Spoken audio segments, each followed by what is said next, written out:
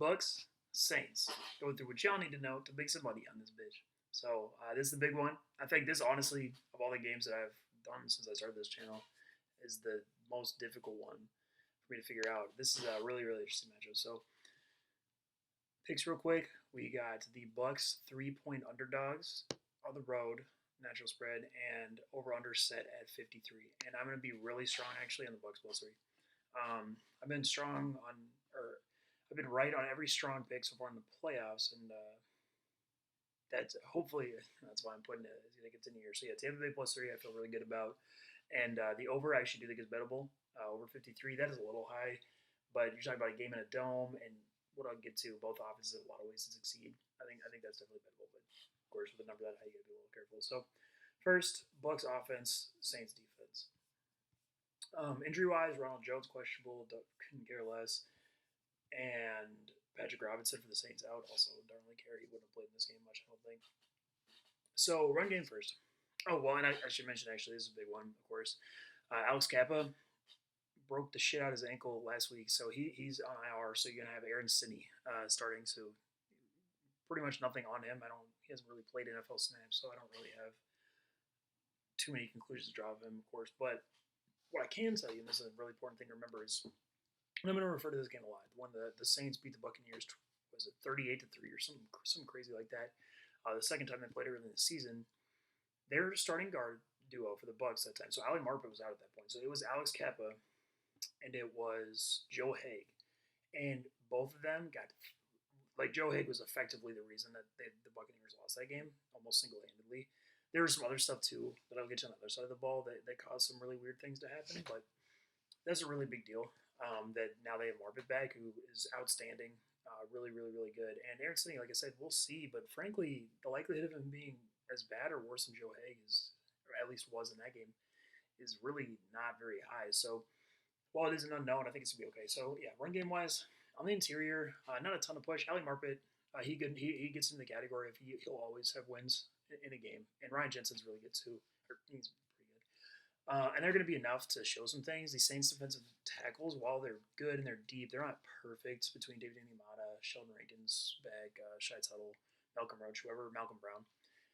Whoever ends up playing snaps, like I said, they're all going to be pretty good, but none of them are perfect players. So there's chances. Onyemata, I will mention, though, that guy's a monster. That guy's an animal. And he could be a real problem against Aaron Stinnie. So then you talk about the tackles and the edges. Saints edge defenders really good in the run game. Cam Jordan, Trey Hendrickson back.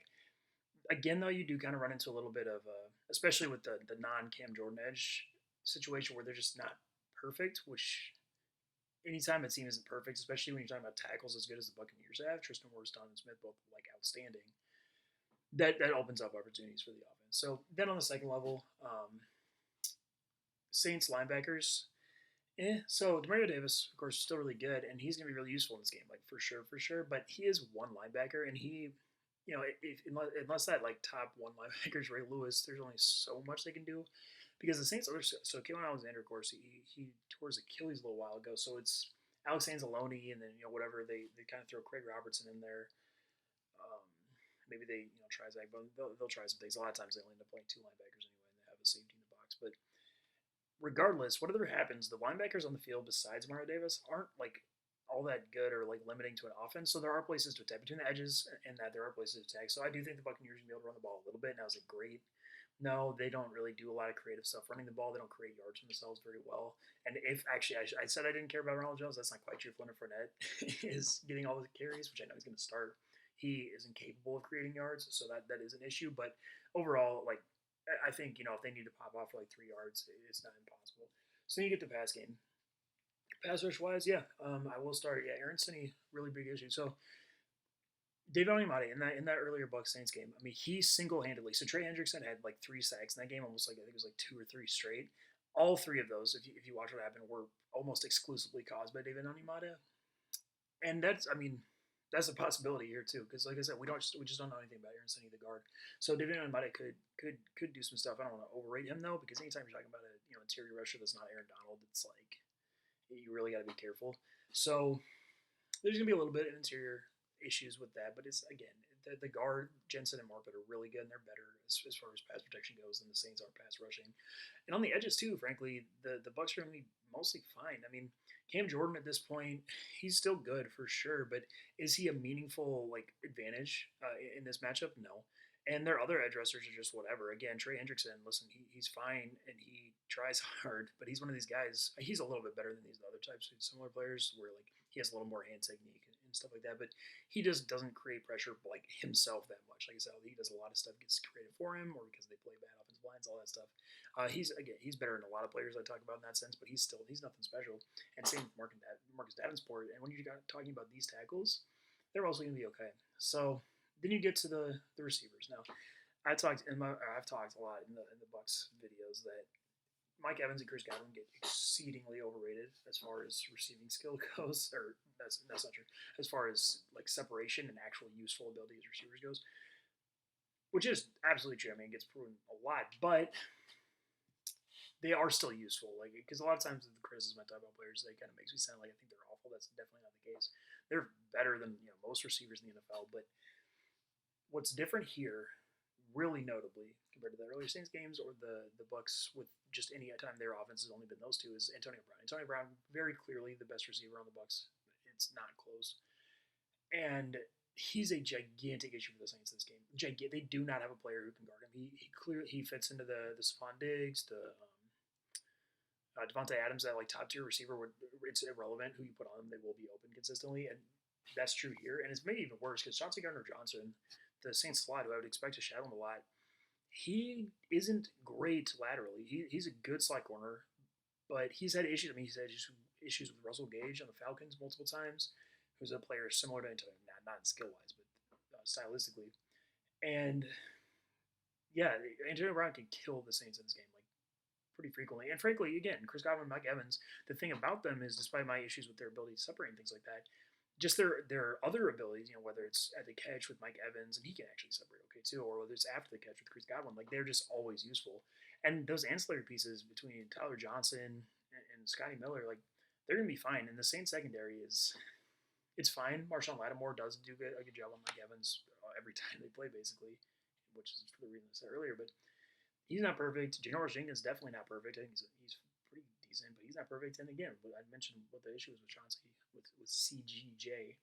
So yeah, and then you also, I just mentioned too, Malcolm Jenkins is really bad in coverage at this point in his career too. He's just slow.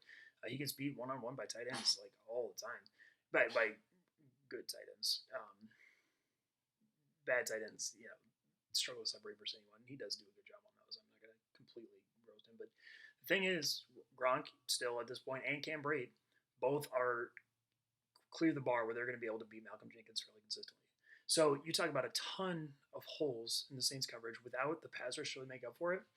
And Brady can handle all that. And you talk about him in the playoffs with a not super comfortable situation. The Saints defense is still good, but I mean, he's fine. And it's not like deep shots are off the table. And yeah, overall, I have them getting to 23 to 30. That is maybe a little on the higher side, but frankly, I doubt it because in the fourth quarter, given these quarterbacks, they'll be going back and forth. I would say very likely. And once they get in the red zone, the Bucs are going to be really good. They can, rushing the ball is not impossible. Brady's really good there, and their ability receivers, it helps a ton. So I think at 23-30. Then you get to the Saints. Injury-wise there, Latavius Murray and Taysom Hill, both questionable. They both do matter. I mean, not like really matter. Well, Taysom Hill a little bit more, but I'm not going to be super concerned if either of them don't play. And then on the Bucs, I think Jordan Whitehead is questionable. I also assume he's going to play. And if he doesn't, the difference between him and Mike Edwards, their backup, isn't gigantic at that spot. So yeah, first run game. And this, so listen, when the Saints beat the Bucs, they blew them out. That game I keep talking about. It was not because they could run the ball. They really couldn't. They had like 6 consecutive touchdown drives to start that game, all of which, if you watch them, were bullshit's not the right word, but they weren't like these super comically easy scenarios. Now, they do have the notable advantage that I'm going to get to when I talk about the past game of how the Bucs started to play defense in that game. Or I think it was the game before, but versus them, which is a real stupid thing. But I just want to mention that, yeah, when we're talking about the run game, that's not why they won either of the games they did earlier this year.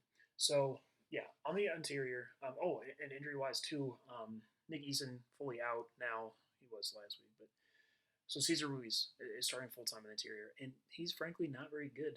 He's not a disaster, which is kind of the whole idea behind drafting him, but he's not that good. So you talk about Cesar Ruiz, Eric McCoy, Andrew Speed, all of whom have problems. McCoy's better than the other two for sure, but all of whom have problems with losses, and the Bucs defensive tackles are still outstanding, especially against the run. Ndamukong Suh, Will Golston are going to be able to get in the backfield fairly consistently. Will Golston in that game, killed Andres Pete like 10 times when they played earlier this year. And so the impact didn't quite show up because they were already down by so much. But that's a real issue, and yeah, Aaron McCoy's not quite good enough to make up for it next to him. So there are real issues on the interior. They can't really push them. They're not going to move line of scrimmage well. On the edges, it's a lot better. Saints' best tackles in the game, Teron Armstead, especially Ryan Ramczyk, are going to be able to. I mean, they do work no matter what. But the Bucs have one of the best like run defenses for a reason, and part of it comes down to like their edge defenders are fine, especially Jason Pierre-Paul is outstanding. And Jason Shaquille Barrett, while he's a little undersized and he does have some issues, he's not bad by any means. So, yeah, it's not like the Saints offense is going to get a ton of push. At the second level, the Bucs linebackers are built to combat this run scheme, um, well. Devin White and Levante David, both really really good players. Now, I will say there's a little bit Devin White still can get confused, go the wrong way on some plays and stuff like that, which is an issue for how the Saints run stuff, but it's not like a disaster. No. So overall, I think while the Saints are gonna be able to run the ball, it's not gonna like go crazy. It's not like they're gonna be go 6-7, and the ceiling of the or 6-7 yards of carry. And it's not like the ceiling of like these big chunk runs is there really either because of how the Saints because of how the Bucs play defense and the speed of their linebackers. It's just not really there too much. Kamara does help with that. So then he gets to the pass game. So pass rush wise, again, this is the main thing with Drew Brees. If you can have a pass rush that impacts him quickly on the interior, then you're going to be in a really good spot. And the Bucs do have that, given the state of the Saints' interior offensive line, how good Will Golston and Ndamukong Suh are. There is really, really stuff there. Now, neither of them are Aaron Donald, so the same way I talked about on the other side of the ball, that applies here too. Where it's like I don't want to go crazy with how much I think fucking Will Golston is going to have 3 sacks. No, but that stuff is a real issue, and the pocket is going to get pushed back into Drew Brees' lap fairly consistently. On the edges, they're fine though. Ryan Ramczyk, Toronto said really good. Shaq Barrett might be able to a couple times. He's good enough to generate pressure by himself occasionally, kind of no matter the matchup. But that's not a ton. And Jason Pierre-Paul at this point is as a pass rusher is just worse than the tackle he's playing against. But the Bucs do blitz a lot, which could be useful. They can create pressure in some other ways. And again, with Drew Brees, because edge pressure, it's not going to get to him in time most of the time anyway. So that interior stuff's really important, and the Bucs do have that. So then you get to the receivers. Now, here, and this is why I do still, despite me saying I feel really strong about the Bucs, I do still think it's going to be a really close game. Saints receivers are going to kill the Bucs corners like Jesus Christ. Michael Thomas and Emmanuel Sanders. That matchup versus Jamel Dean and Carlton Davis is really ugly. I like Jamel Dean and Carlton Davis, and there are types of receivers they can do really well against. It is not so style-wise, it's not Emmanuel Sanders, and it is kind of Michael Thomas, but he's like of a level. He's just too good, basically, for them to like shut him down in any meaningful way. Now, I do think they can do an okay job because he does rely on physicality and they really do dudes. But you got to remember, and this is the thing I talked about with the Bucs scheme, that the Bucs have decided that they're going to commit to this like soft zone blitz dumb shit that they do, and their corners are not built for it, and they don't do it well. And if they keep doing this game, they're going to get hurt a lot over and over again because of it. Now, can I guarantee they're going to do that? No, but they've done it like 6-7 weeks in a row at this point. So I just want to mention that. But yeah, Mike Thomas and Emmanuel Sanders can really be driving forces behind a successful offense here. And the Saints, the receivers are, Marcus Callaway is actually pretty decent. Lil Jordan Humphries, fine. Deontay Harris, who I talked about last week, how he's going to be really good in that game, and he was, and it's because he's really good. And he definitely is a big issue here. But the Bucs do. Sean Murphy-Bunting is a slot corner, and Ross Cockrell, even if he plays, are fine. And so I don't want to go crazy with that. And that is a spot where them playing the zone does limit the ability of Deontay Harris to go for 40 yards because of one broken tackle after the catch. But yeah, so overall, and then Drew Brees. So Drew Brees is not going to be super limited in this game outside of the interior rush, which is a big deal. But schematically, he's fine. If the Bucs do play this soft zone shit, he's going to move the ball down the field consistently. Now, once you get to the red zone, there are slightly more issues. Kamara really helps there, and their scheme is fine. But without truly being able to just line up and fucking run the Bucs over, you do then you're forced to rely on a lot of other things, which are like the possibilities are there between Kamara and Mike, and the receivers, specifically Michael Thomas in the red zone. That stuff's not quite guaranteed the way that it is, I think, maybe like on the other side of this ball. So I had them at 22 to 29 points, and I don't know if I said Bucs 23 to 30. So I do think it's gonna be a really close game. I mean, it is theoretically possible. We've seen these teams played not that close of games, but the states these two teams are at, it would probably require some really dumb shit like fucking rushing fumbles, which the Bucs they like them. They like themselves a rushing fumble, but yeah. So I feel really strongly about Tampa +3, and I do think they're gonna win the game for sure. Well, not for sure, but I do feel strongly about it. And as far as the over/under, over 53, definitely bettable, but it's not